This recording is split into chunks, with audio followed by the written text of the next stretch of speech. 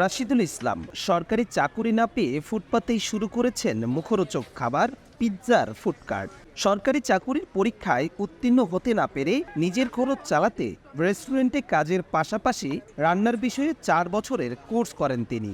এরপর শুরু করেন নিজের পিৎজার ফুডকার্ট। আমি স্টাডি শেষ করছি, ইন্টার পর্যন্ত পড়ার পরে তারপরে আমি চিন্তা করলাম, অনেক খোঁজাখুঁজি করলাম ভালো কোনো সরকারি জব। তারপরে জব না হওয়ার কারণে আমি একটা ফাস্টফুড আইটেমে ঢুকছি। তখন আমি আপনার আগারগা ফুডকার্ট আছে, তারপরে আপনার সুন্দর একটা রেস্টুরেন্ট আছে, সেইখান থেকে সর্বপ্রথম কাজ শিখি। 4 বছরের কোর্স শেষ করে তারপরে আমি নিজে সিদ্ধান্ত নিলাম যে পরের চাকরিটা আর করবো না, নিজে দেখি কিছু করতে পারি। তারপরে নিজে এই উদ্যানের ভিতরে একটা দোকান ঢুকাইছি। ফুটপাতের ছোট্ট ফুডকার্টটিতে কাঠের আগুনে একের পর এক প্রস্তুত করা হচ্ছে নানা স্বাদের বাহারি রকমের পিৎজা। প্রায় 10 রকম পিৎজা পাওয়া যায় এখানে সবচেয়ে জনপ্রিয় পিৎজার নাম উড ফায়ার স্পেশাল পিৎজা। 7 ইঞ্চি থেকে শুরু করে 11 ইঞ্চি সাইজের পিৎজা মেলে এখানে। প্রতিদিন গড়ে বিক্রি হয় প্রায় 250টি পিৎজা, জানান বিক্রেতা। এখন আমার এইখানে যেগুলো রাখছি, এখানে রাখছি 10 আইটেমের পিৎজা।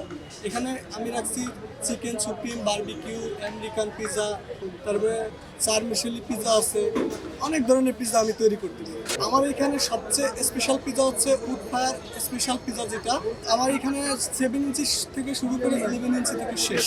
প্রতিদিন যদি আমি উদ্যানের কথা বলি তাহলে 250-300 পিৎজা যায়। এক দোকান থেকে 50-60টা পিৎজা যায়, 60+ পিৎজা যায়।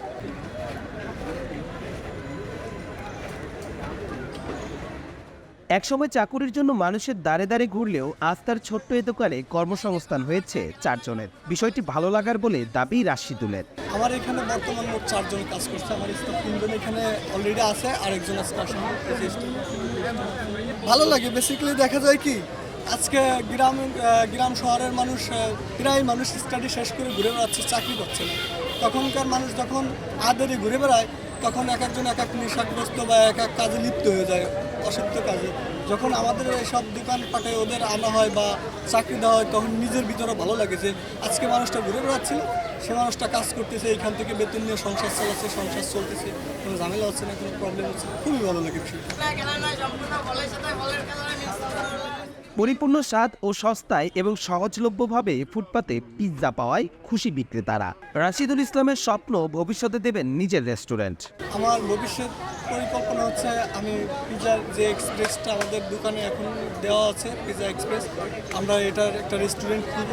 আমার দেশের বাড়ি হচ্ছে গোপালগঞ্জ, ওইখানে রেস্টুরেন্ট খুলবো এবং কুরবানির পরে উদ্যোক্তামূলক আমি একটা ফুডকার্ট বসাবো ওইখানেই আমি একটা রেস্টুরেন্ট খুলবো।